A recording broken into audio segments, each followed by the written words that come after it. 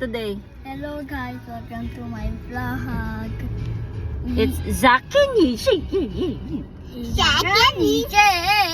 Okay, you tell them what did you do today? How's your day? It's good, and we ate at McDo. And the ice cream machine is broken. And then? Yes. We also waited for the ice cream machine, but the manager didn't fix it. Oh, because it's ruined, so they're not able to give it the ice cream that we ordered. Yeah, pa. And then what else? Asian threw a tantrum and cried. Oh, why? Did you throw tantrums today?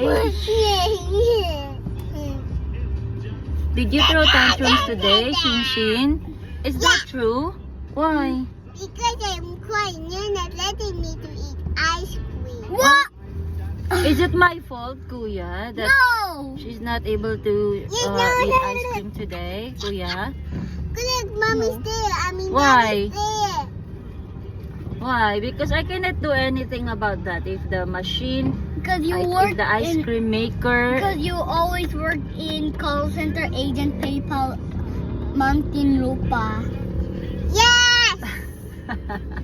because I'm not working in McDo. I'm not a crew, right, Kuya? So mommy doesn't have anything to do about the ice cream being ruined, right, Kuya? The ice cream maker. Yeah.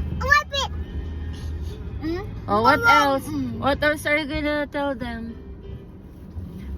Where are we today? Where are we now? At 7-Eleven near the gate of Kabuyao. Because Because we buy some important things. what are those important things? Food What else? and water bill and We're gonna pay the bill? yes. No, we're not gonna pay Rules and bill. regulation. Number 1, no sticker, no entry. 2, no outsiders allowed inside. Visitors must present ID. Observe 20 Kilometer per hour. km/h speed limit. Roll down window upon entering and exiting. No helmets, no entry and policy.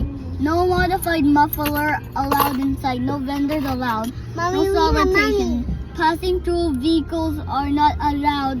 Violators fined 500.00 500 pesos. For For strict compliance. restricted compliance. Okay, you have to say bye-bye. Bye-bye.